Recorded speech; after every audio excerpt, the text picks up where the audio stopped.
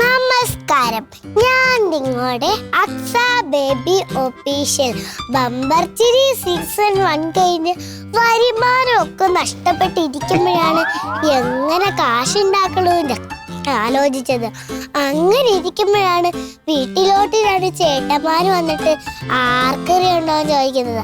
ആർക്കറി എന്താണെന്ന് അറിയാത്ത എന്നോട് പറയുക, ബുക്ക് പേപ്പർ, ന്യൂസ് പേപ്പർ, പാട്ട, പ്ലാസ്റ്റിക്, ഇരുമ്പ്, തുരുമ്പ്, അത്തള, പിത്തള ഇതൊക്കെ കൊടുത്താ കാശ് തരാന്ന്.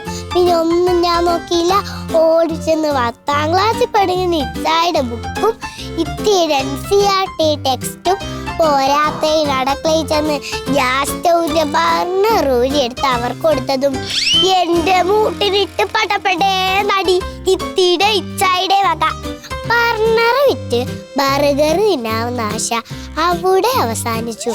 എന്നാ പിന്നെ പറമ്പി കിടക്കുന്ന പാക്ക് വിറ്റ് കാശുണ്ടാക്കാൻ വേണ്ടി പാക്ക് പറക്കി പാക്കാനും വിറ്റപ്പോഴോ മണ്ണും ചാരുന്നവൻ വെണ്ണം കൊണ്ടുപോയെന്ന് പറഞ്ഞ പോലെ കണക്കറിയാവുന്ന ഇത് കാശും കൊണ്ടുപോയി.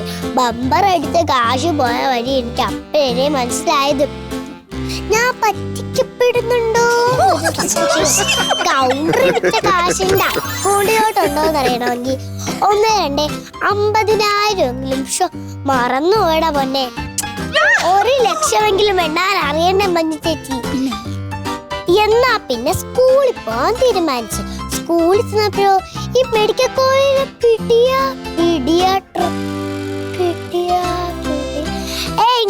ഇംഗ്ലീഷ് വേണ്ട പിള്ളേരെ വാർത്തില്ലേ അതീ കയറിയ അവസ്ഥയായിരുന്നു.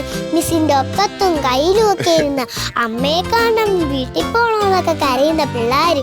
ഇതൊക്കെ കണ്ട് മൂലയ്ക്ക് മാറിയിരുന്ന ഞാൻ നോക്കുമ്പോഴാതാണ്ട വീട്ടിൽ നിന്ന് കുട്ടിയും പറിച്ചോണ്ട് എന്നെ കാണോന്നും പറഞ്ഞ് എന്റെ ഉമ്മി സ്കൂളിലോട്ട്. സാബുണ്ണ 4 കൊല്ലമായിട്ട് ഞാൻ ഉമ്മി എന്നെ കണ്ടോണ്ടിരിക്കുക. പിന്നെ എന്തോന്ന് കാണാനാന്ന് പറഞ്ഞു. പക്ഷെ നാളം കെടുത്തതെന്ന് പറഞ്ഞ് ഞാൻ ഉമ്മീനെ പറഞ്ഞ് വീട്ടിൽ വിട്ട്. ഒരു 11 മണി കഴിഞ്ഞപ്പോഴാണ് ക്ലാസ് ഒന്ന് ശാന്തമായത്. അന്നേരം ബേക്കറി കയറിയ ഫീലായിരുന്നു. ചിപ്സ്, മിച്ചർ, മുറുക്ക്, അക്കവട, ക്രീം ബിസ്ക്കറ്റ് ഇതിന്റെ ഒക്കെ ഒട്ടും മണവായിരുന്നു ക്ലാസ്സില്. മഞ്ജു ചേച്ചി, ഈ പിള്ളേർക്ക് ജന്മനാക്കിടുന്ന ഒരു കാര്യമുണ്ട്. എന്താണെന്നറിയാമോ? ഈ ക്രീം ബിസ്ക്കറ്റ് എടുത്തിട്ട് ബിസ്ക്കറ്റ് മാറ്റിയിട്ട് ക്രീം നക്കി തിന്നത്. അതവരെ ആരെയും പഠിപ്പിച്ചിട്ടില്ല.